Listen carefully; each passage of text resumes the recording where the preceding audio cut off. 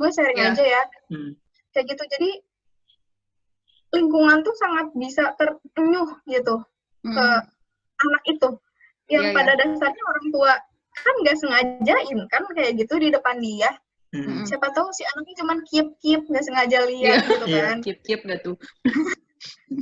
Jadi langsung ke memori sama dianya ya nggak. Jadi kayak gitu, makanya apa ya, pentingnya pengawasan sama kayak ada batasan-batasan lah pas tuh, terus pengetahuan itu sangat penting, apalagi yang namanya kasih sayang itu jangan sampai kurang gitu. Biar anaknya merasa aman, merasa nyaman, merasa didengar karena pentingnya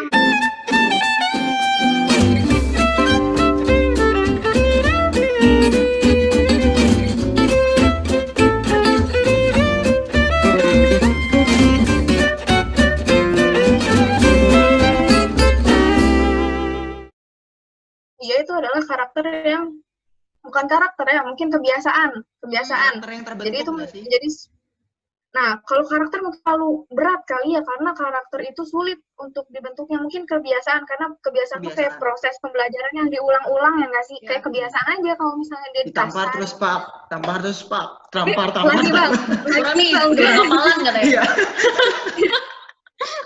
Kayak gitu. Mungkin itu kalau misalnya menjadi jati diri dia, anjir nggak jadi jati diri juga sih, mungkin hal yang menjadi kebiasaan untuk dia ya. Kalau memang dia nyaman untuk menjadi toksik atau ada lingkungan toksik ya silakan, karena mungkin lo ada nggak sih kayak misalkan contoh kayak ada temen lo yang ada apa namanya berada di lingkungan toksik, terus gimana cara dia bisa keluarnya? Ya nggak sih buat teman-teman udah pernah nemuin kayak gitu nggak sih? Ada. Ada yang di pertemanan, ada yang di keluarga, kurang lebih ya dia merasakan itu ya, jadi dia menyadari, dan keduanya men-solving itu dengan cara komunikasi. Makanya dari tadi gue kan pembicaraan ini gue berkali-kali bilang based on experience ya, experience orang lain gitu. Dan keduanya ini yang gue tangkap dari ceritanya, dari sharing sama gue itu melakukan komunikasi. Jadi dari situlah dia perlahan keluar dan merasa kayak nggak, kayak maksudnya kayak udah tahu toksik tiba-tiba ghosting gitu kan, atau ngilang kayak gitu. Jadi kayak dia merasa ada tanggung jawab juga di sosialnya dengan cara komunikasi. Kalau gue nggak suka gini. Kalau pertemanan kan gampang ya, gue nggak suka gini. Lo baiknya gimana? Oh, gue juga nggak suka sama lo. Oke, gitu kan. Akhirnya dia keluar lah dari situ karena merasa tidak gue banget itu lingkungan. Yang gue tangkap sih gitu. Kalau yang di keluarga, ya balik lagi sih guys, rasa nggak enaknya lebih tinggi daripada kita ke teman, ya nggak sih? Nah, dari situ dia pelan-pelan lah omongin dan usaha dengan kemampuan dia. Jadi ditunjukkan dari kata-kata, ditunjukkan dari sikap dan perilaku dia, dan tetap lurus sewajarnya manusia, hakikatnya manusia gitu ya, nggak merugikan orang lain juga kayak gitu. Kebayang nggak maksud gue? Ngerti. Tenang lah, kita ngerti kok. Lagi ya, Ce. Lagi nih, Ce. Banyak banget, Ce, soalnya masalah toksik. TR. Kita nyebutnya TR aja lah ya. Ya, TR, biar kita nggak terkelas. Susah banget gitu. Apa lagi sih? Ada nggak sih? Lagi gue juga bingung apa. Kayak banyak. Kayaknya banyak banget. Iya. Misalnya kayak gini nih. Kan kalau misalnya tadi buat orang-orang yang udah dia berada di toxic relationship tapi kayak udah ngerasa biasa, berarti kan itu udah jalan ninja dia yang tadi kayak gitu. Nah, tapi ini kalau misalnya emang orang yang benar-benar udah emang pengen niatnya udah ada sadar dia berada di TR dan dia udah pengen sembuh dan dia udah sembuh gitu. Kan itu prosesnya tuh cukup panjang, nggak maksudnya langsung instan gitu dia sembuh dari TR-nya kan gitu. Nah, misalnya pada suatu hari, beberapa hari mungkin dia masih kayak ngerasa apa ya, ada kecemasan tapi mulai sembuh kayak gitu. Nah, di saat dia mungkin udah di tahap dia mulai sembuh, tapi dia kayak masih gini loh, kok hari ini gue nggak cemas, kayak gitu. Memikirkan lagi, flashback kok hari ini kan kok gue kayak nggak ada kenapa-napa, tapi kayak jadi, harusnya gue mikirin lagi kayak gitu. Tuh sebenarnya itu kayak udah jadi gimana sih gitu, gue nggak ngerti nggak sih lo maksud gue gimana? Ya gue tungguin, gue nggak kemana-mana. Kan maksudnya dia udah mau sembuh nih gitu. Karena emang prosesnya tuh dia emang pengennya penyembuhan kayak gitu. Mungkin hari ini mungkin dia masih kayak beberapa kali dia masih ada kecemasan, ada panic attack gitu. Nah di mungkin hari ketiga atau hari kedua dia mulai ngerasa udah mulai biasa aja. Cuma dia kayak ngerasa kalau hari ini kok gue nggak cemas kayak gitu. Nah itu tuh udah jatuhnya gimana? Kayak berbalik nggak sih? Nah kayak berbalik kayak misalkan itu masih bener, itu masih sama kayak dia tadi udah ngerasa itu sebuah kebiasaan atau sebenarnya itu juga apa ya? Memang apa mungkin dia proses dia aja yang belum sadar, gimana tuh kira-kira? Ya menurut dia sadar, menurut dia udah sembuh, tapi nggak sembuh. Ini gue udah nggak apa-apa loh, tapi dia kayak masih belum bisa nerima dia udah nggak apa-apa, kan ya sih lo? Iya paham. Gitu. Kayak gitu. Kayak gitu kira-kira. Ya kalau menurut gue sih itu mungkin bentuk suatu proses kali ya. Karena kan nggak, ya benar tadi kata Gita, nggak semuanya peluk-pelukan tiba-tiba, wah gue sembuh gitu, enggak. Itu pasti kan ada di setiap harinya, di setiap perjalanan hidupnya tuh dia balik lagi ke keadaan itu, entah dia mikirin atau dia merasakan seperti itu sebenarnya balik lagi ke diri dia, bagaimana prosesnya dan bagaimana dia menerima proses itu dengan baik dan menjalaninya, seperti itu sih. Kayaknya itu hal yang wajar, lebih ke hal yang wajar. Kalau misalnya dia merasa itu hal yang mengganggu, langsung aja konsul ke yang ahli, ke psikolog. Oke. Kapan harus ke psikolog? Nanti kita nanya gitu. Nanti, pertanyaan nih, kapan harus kita ke psikolog? Kapan? Kalau nggak hujan.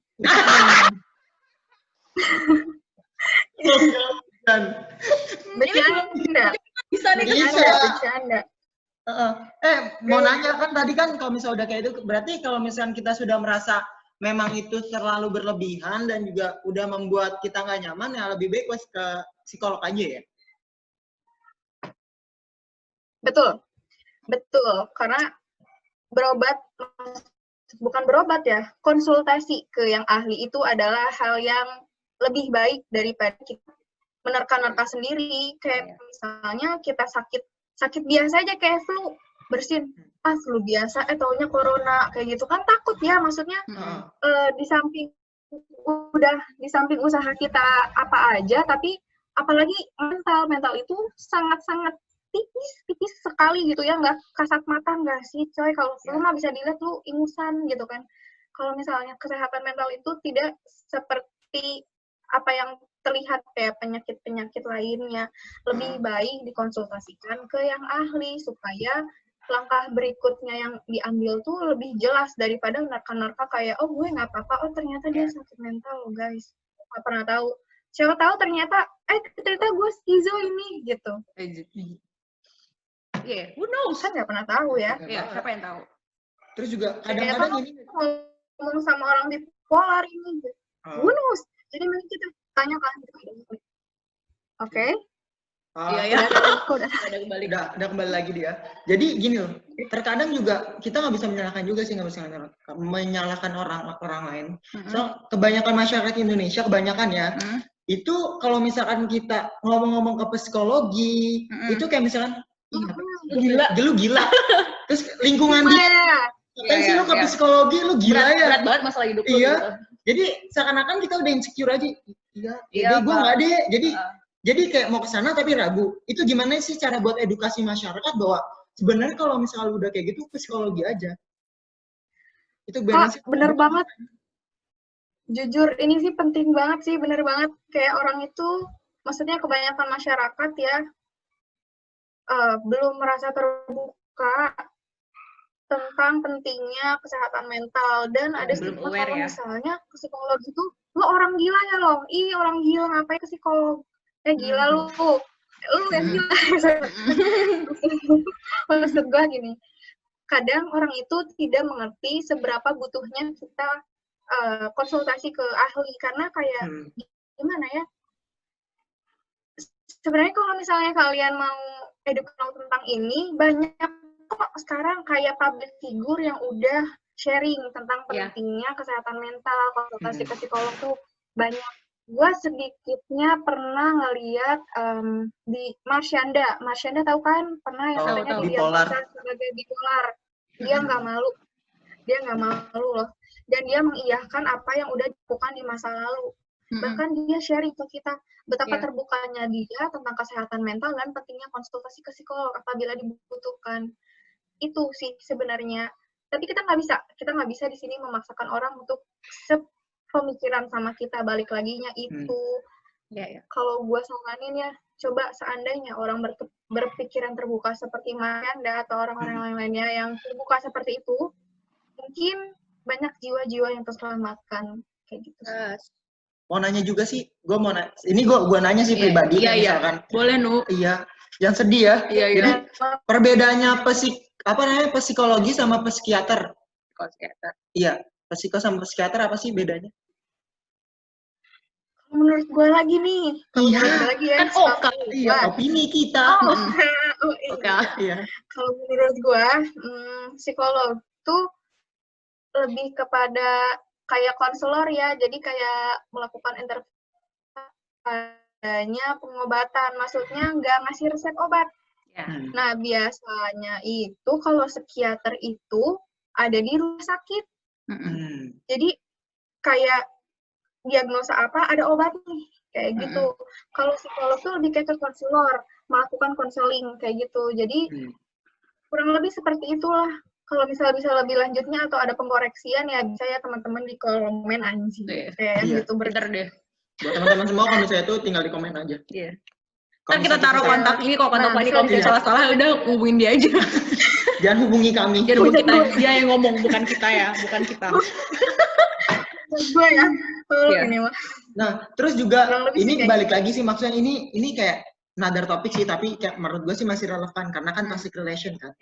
Kayak misalkan orang, kayak misalkan anak sekarang kan anak-anak nggak cuma anak muda yang megang handphone, sosial media, dan juga sekarang anak kecil udah megang gadget.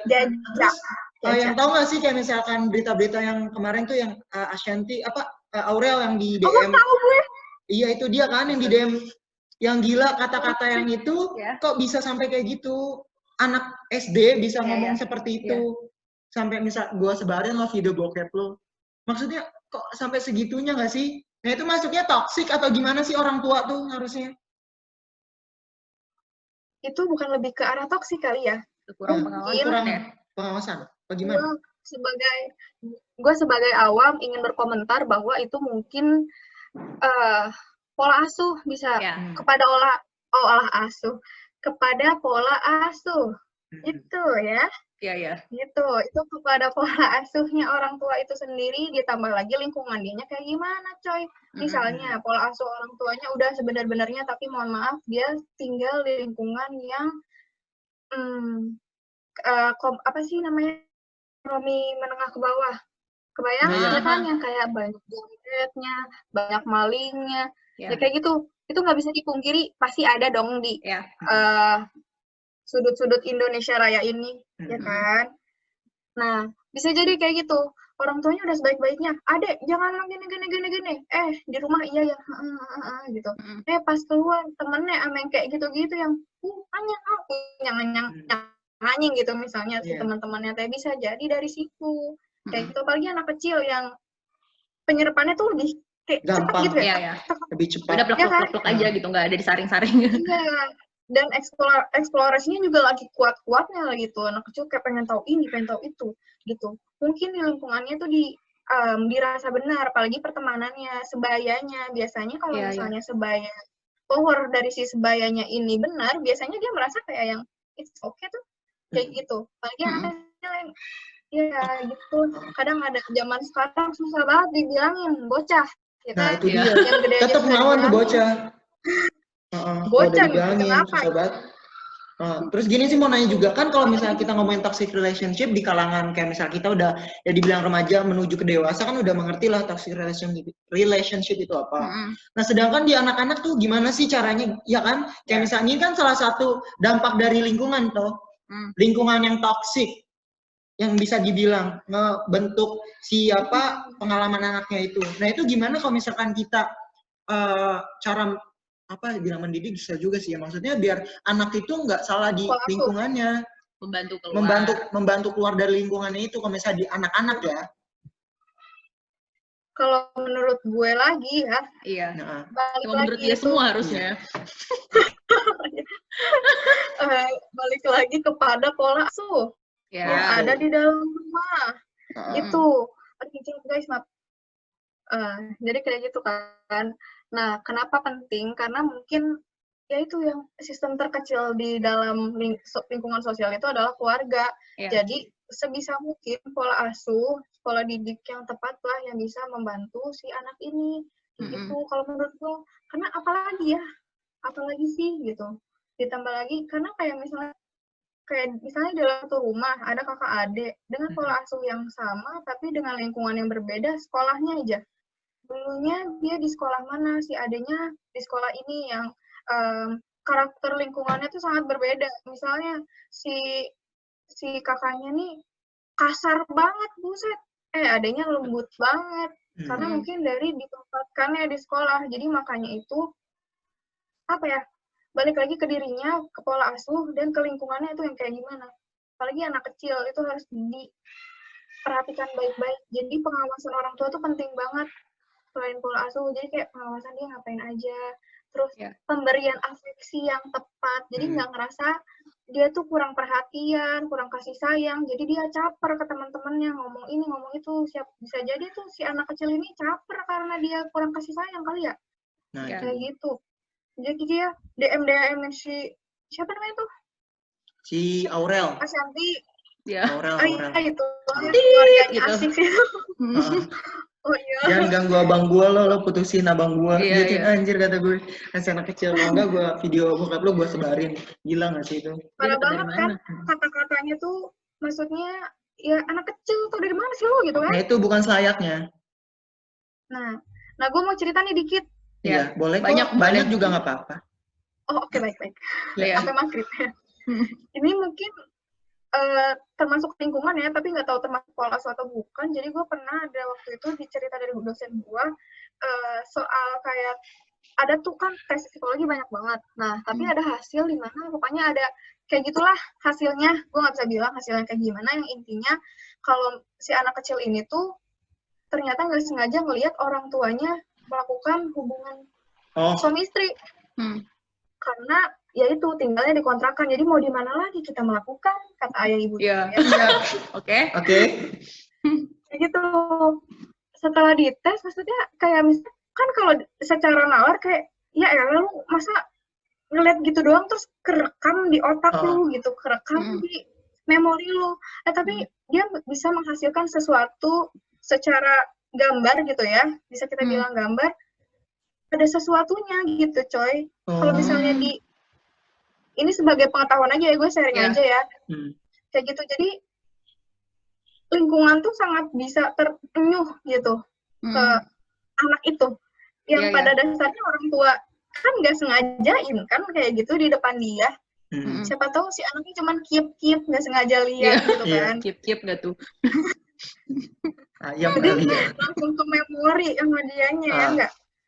Jadi kayak gitu, makanya pentingnya pengawasan sama kayak ada batasan-batasan lah, terus pengetahuan itu sangat penting, apalagi yang namanya kasih sayang itu jangan sampai kurang. Gitu. Biar anaknya merasa aman, merasa nyaman, merasa didengar, karena pentingnya mendengar anak. Enak sih. Halo, Fani? Karena anak tuh kayak kita selalu merasa kayak ada. Oke, sip. Kayak misalnya gini, ada orang tua yang ngerasa kalau misalnya anak tuh bawel banget sih, banyak nanya amat sih lo. Walaupun nggak diomongin ya, Mah, ini emang buat apa mah? Katanya. Mama diem aja. Atau nggak main HP aja, atau apa gitu kayak. Cuman ternyata itu bisa ngaruh loh ke depannya. Si anak itu ngerasa ngacangin, jadi capek kemana-mana nggak pada tempatnya. Jadi maksud gue di sini tuh kayak warolah anak di saat memang lagi waktunya eksplorasi. Ini gue secara awam ya ngomongnya, gue emang belum ada pengalaman sebagai orang tua dan memang nggak semudah itu menjadi orang tua untuk mendidik anak sebaik-baiknya. Kaget juga kita kalau udah punya pengalaman. Rasanya di sini kita, ya kan coy, aduh nih gue masih jelita, masih ting-ting. Iya. Oke. Gue masih ting-ting ya, mohon maaf gitu kan. Ya, maksudnya ya kita udah dewasa lah di sini, kita sama-sama dewasa, udah insya Allah bisa memilah mana yang bisa kita jadikan inspirasi, bisa jadikan kita pengalaman dan pengetahuan kita untuk kedepannya, ya nggak sih? Kayak gitu sih, Kak. Dia yang ngomong yang haus. Iya, soalnya gue udah dari tadi. Boleh Pak, kalau minum boleh kok. Puasa, Bah. Oh, ya Allah, alhamdulillah. Mau nanya juga nih, kalau di luar negeri kan maksudnya kesehatan mental anak tuh maksudnya sangat banyak ya diperlukan. Maksudnya orang tua orang luar tuh aware banget tentang kesehatan mental anak, tapi enggak di Indonesia ini enggak hampir semua orang tua tuh melek tentang mental. Itu gimana sebenarnya tuh kalau misalkan anak maksudnya dalam hal mental nih ya, ke psikolog itu harusnya berapa bulan kalau misalkan obat cacing misalkan dokter gizi kan 6 bulan sekali gitu. Nah, kalau misalkan paham kan maksudnya? Iya. Nah, perbandingannya sama obat cacing ya, Kak? Iya. Soalnya bingung apalagi ya. Kalau misalnya ini untuk melihat perkembangan mental anak sebenarnya wajibnya berapa kali sih dalam kira-kira gitu. Kalau menurut gua nih ya. Iya. Nungguin ya. Anjir. Menurut gue, pernah nonton YouTube lagi-lagi based on experience dari orang lain. Jadi yang namanya mental itu, kalau misalnya dirasa ada yang nggak benar, jangan sekali-kali kita menerka, kita langsung ke ahlinya, kayak gitu. Untuk waktunya itu apabila dibutuhkan, apabila dibutuhkan. Kalau misalnya udah apabila dibutuhkan ya, kalau misalnya lo butuh ya lo berangkat gitu, coy. Kayak gitu. Karena kayak misalnya gimana ya, kayak masalah gangguan mental anak tuh kan kadang suka ada tuh artis yang cerita kayak nggak kelihatan ternyata dia telat ngomong. Kan kayak sepele ya, ngomong doang misalnya, tapi kan kelancaran berbicara pada anak itu ada umurnya, kelancaran berjalan juga ada umurnya, merangkak dan lain itu ada step-stepnya ya, namanya pertumbuhan anak itu ada step-stepnya. Nah, misalkan dirasa ada yang telat nih, apalagi ngomong, suka kan kadang kayak lebih kelihatan ya daripada yang lain. Maksudnya bisa kelihatan gitu, gak lancar nih anak gue ngomongnya kenapa ya kan? Coba tanya, oh mungkin dia ada masalah di sininya masalah. Jadi ke terapis tuh biasanya ya psikolog. Nah itu psikolog tuh kayak gitu, kayak konselor, terapis kayak gitu. Jadi kalau misalnya yang berhubungan dengan obat tuh biasanya psikiatri kayak gitu. Jadi udah relate lah ya, masih relevan lah ya sejauh ini si topik kita ini. Relate kok. Relate banget. Ada lagi nggak? Apa ya? Kan ini sih kalau misalnya dari tadi, kalau misalnya gue bisa menarik kesimpulan, intinya tuh kalau misalnya pada awal kita ngerasa udah berada di toxic relationship, mau itu di hubungan pertemanan, keluarga, ataupun percintaan, itu yang pertama kali kan kita paling nggak, kita menyadari dulu, ini kita udah di toxic atau belum, kayak gitu. Nah, waktu udah lu berada di sana, kayaknya tuh paling penting coba untuk mengkomunikasikan, kayak gitu. Nah, ini pertanyaan lagi sebenarnya, kan udah mencoba komunikasikan nih, kayak gitu. Berarti setelah coba mengkomunikasikan kan nanti dapat jawaban dari orangnya kayak gitu. Nah, kan itu berarti nanti kita mau coba ada pemahaman lagi dong kayak gitu. Nah, tapi setelah itu kan yang tadi lebih pentingnya kita harus tahu kapan kita merdeka, gimana supaya kita memerdekakan diri. Nah, itu tuh proses penerimaan sampai kita tahu sebenarnya ini kita udah harus ngapain, itu sebenarnya paling nggak tuh berapa lama gitu. Soalnya kan kadang ada orang yang kayak gini nih, Pan. Dia ngerasa, oh ini gue diuji nih, maksudnya gue masih ngerasa nguji.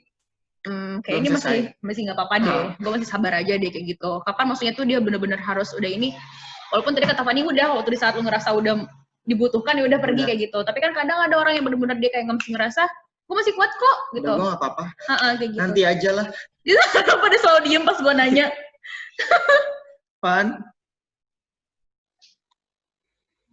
Fani. Udah. Ada. Tadi gue nyebut. Ya, kalau menurut gue, kalau misalnya dia merasa nggak apa-apa, dan balik lagi ya, yang paling mengenal diri dia tentang kebutuhan, keinginan, dan tujuannya adalah diri dia. Kalau misalnya merasa nggak apa-apa nih, gue masih kuat. Oh, berarti masih kuat. Ya udah, silahkan. Berarti dia udah tahu dong seenggaknya di pemikiran dia, di pikiran dia tuh apa yang mau gue lakukan, apa yang gue lakukan, apa yang menjadi apa yang pantas untuk gue kayak gitu. Kalau misalnya udah nggak kuat, lambaikan tangan dan datanglah ke psikolog gitu. Iya. Oke, berarti itu ya. Coba ini ada pertanyaan terakhir tapi kayak udah ada apa maksud Cun yang ingin tadi kayak gini apa? Kalau ada yang sudah terlanjur berada dalam TR, bagaimana untuk keluar dari itu dan how to deal with that? Itu sih paling dasarnya. Iya. Saya kira itu.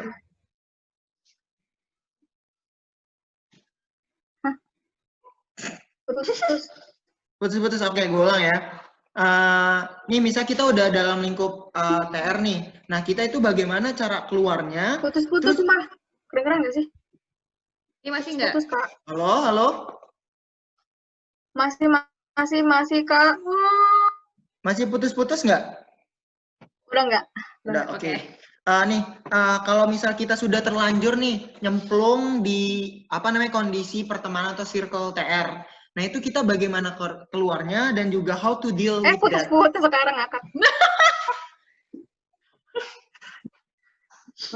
Udah belum? Pertanyaan terakhir loh, putus tahu tadi. Mau diakhiri aja susah. Iya. Nih, kalau udah belum? How to deal tuh gimana sih? Gue kok nggak ngerti ya? Putus-putus. Giliran gue mau jawab putus-putus. Ini kayak gue dia udah dapet kayak suara gue ini menyerap sinyal. Oh, suara gue menyerap sinyal nggak tuh? Oke, Anda terbuat dari apa sih? Dari kita ngomong manusia apa bukannya? Anda lihat listrik gue lele listrik.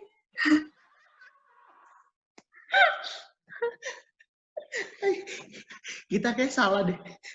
Salah langsung. Gak apa-apa, soalnya pembahasannya berat, jadi kita pakai kayak gini. Oke.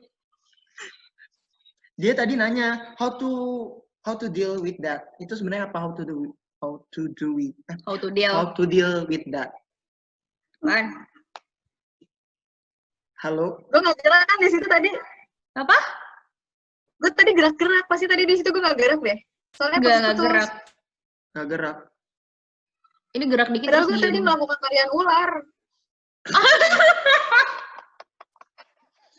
Oke, padahal sulingnya belum aku nyalain loh. Supaya gue meyakinkan kalau ini tuh gerak masih gue. Gerak nggak, Bang? Gerak. Belum, tapi belum gerak-gerak banget. Iya. Ayo dari ular yang lebih banyak. Ini gue kan di Pantai Selatan. Waduh. Berat nih kita pembahasannya. Ada ilmu magis. Lanjut ya. Tadi apa sih? Maksudnya deal tuh berarti menerima itu ya? Deal itu ya waktu dia masih berada di sana atau sampai akhirnya dia benar-benar free lah dari itu gitu ya. Keluar dari I'm a free di circle. Gue merdeka gitu. Independent. Ya. Gue nggak ngerti lah. Gue nggak ngerti. Oke, gini aja. Misal kita udah cemplung di dalam circle TR. Nah, itu kita bagaimana cara keluar dari hal itu? Oh, ini kayak kesimpulan paling akhir. Kan dari tadi kita udah obrolin juga. Oh, oke. Ngerti ya sekarang gue sedikitnya. Menurut gue, gimana sih cara keluarnya? Apabila teman-teman ngerasa itu tuh udah nggak baik buat teman-teman keluar. Kalau menurut teman-teman itu nggak baik. Sedangkan kalau misalnya menurut teman-teman itu baik, ya silakan ada di dalamnya. Karena mungkin teman-teman tidak merasakan itu merupakan hal yang merugikan untuk teman-teman. Tapi apabila teman-teman merasakan rugi, keluar. Dan pasti teman-teman harus dipastikan udah mengetahui langkah-langkah apa saja yang harus diambil setelah keluar dari situ. Karena kan di situ termasuknya ke dalam lingkungan sosial, ya nggak sih? Bukan teman-teman sendiri pelakunya. Jadi teman-teman harus bisa mempertanggungjawabkan apa yang teman-teman lakukan, seperti itu. Tapi kalau misalnya teman-teman bingung, itu sebenarnya gue di mana sih? Ini gue siapa sih? Kayak gitu ya. Teman-teman bisa langsung konsultasi ke yang ahlinya, gitu. Supaya teman-teman memiliki gambaran hal apa aja dan sekiranya saya nih kenapa, kayak gitu. Jadi, gimana ya? Sebenarnya itu simple, tapi tidak sesimpel kita implikasikan ke lingkungan, ya nggak sih? Kalau dari gue sih kayak gitu aja sebenarnya. Karena balik lagi yang paling tahu diri kita itu adalah diri kita sendiri, yang paling tahu kebutuhan, keinginan, tujuan itu adalah diri kita sendiri. Makanya ayo guys, self love. Iya, sayangi self love. Gimana lagi? Gimana? Self love. Gimana guys? Self love. Self love. Gitu. Oke, berarti yang tadi udah kita omongin dari pertanyaan awal sampai pertanyaan yang tadi, lebih penting tuh kayak self love, terus juga terus juga komunikasi. Juga paling penting sih komunikasi. Walaupun itu mau hubungan pertemanan, mau hubungan percintaan, mau hubungan keluarga, lebih baik itu kita duduk bareng, kita komunikasi bersama-sama. Janganlah kalian lewat belakang. Dan yang paling penting itu self love. Ya, apa kita udah self love banget kok. Aware sama kemerdekaan diri. Kok kalian gak gerak sih di gue? Gak gerak. Ya Allah, kita kalian sudah gerak self di gue love.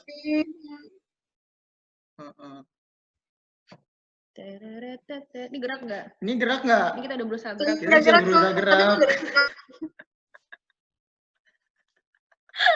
Ini gue gerak. Ngakak banget deh. Oke, thank you banget nih buat Fanny. Udah mau kita sibukin di weekendnya. Padahal lagi liburan di pantai. Iya, liburan di pantai kan. Aduh. Iya nih, gue lagi main pasir. Iya, tapi dia nggak pindah-pindah dari tadi. Iya, nggak pindah-pindah di situ aja angin. Itu belangnya cuma di situ tuh. Iya. Ya kan? Dia lagi sunbathing tapi belangnya cuma di situ doang. Kayak itu. Kapan-kapan nanti kita ngebahas lagi, kayaknya sosial juga bagus ya. Kayak misalkan ini nggak sih kita kayak ngebahas masalah tadi yang masalah anak nggak sih? Juga bisa. Nah, jadi buat kita belajar nanti buat kedepannya kalau kita udah punya anak, jadi kita udah bisa ini nggak sih? Iya. Punya anak aja, udah main punya anak aja loh. Fanny beranak dulu. Iya, nungguin Fanny beranak dulu. Jadi kita udah tahu gimana implementasinya dari apa yang dia sampaikan tadi. Kucing ya kalau beranak. Apa bertelur? Oke lah, seperti itu ya, kurang lebih teman-temanku. Oke. Itu dong Fanny, kasih tahu buat teman-teman buat share, terus buat like, comment, dan subscribe channel ini biar bisa tahu informasi dan ilmu-ilmu pengetahuan yang baru-baru yang akan kalian dapatkan dari channel kita ini. Ya. Teman-teman, semuanya yang ada di Sabang sampai Merauke, jangan lupa like, komen. Kalau ada salah-salah kata dan ingin dikoreksi, silakan di komen di bawah sini. Jangan lupa di like-nya, habis itu di subscribe, habis itu di share ke grup WA, ke grup lain, ke Instagram, kemanapun sosial media kalian punya. Oke, self love. Self love. Hari ini sangat penting itu self love. Oke, juga buat teman-teman kalau misal mau yang mau punya ada topik atau tema pembahasan, bisa aja langsung ketik di komen ya, langsung di komen aja. Nanti kita tunggu buat teman-teman semua, nanti kita akan up. Atau tadi yang mau koreksi Fanny ngomong boleh, ntar kita kasih kontak ya. Iya, oke. Ya nanti pokoknya kalau misalnya lo nggak terima sama gue, hujat gue nggak apa-apa. Oke. Kan komunikasi. Komunikasi. Fanny Instagramnya apa? Oh, Pardin Blaem. Apa? Parden Blaem. Oke. Blaem. Oke, nanti kita tulis aja ya di keterangannya. Iya. Oke, dadah. Thank you banget ya. Thank you banget ya. Buat sharing-sharingnya. Dadah. Assalamualaikum. Maaf ada salah-salah kata. Dadah. Self love. Self love. Oke. Nah.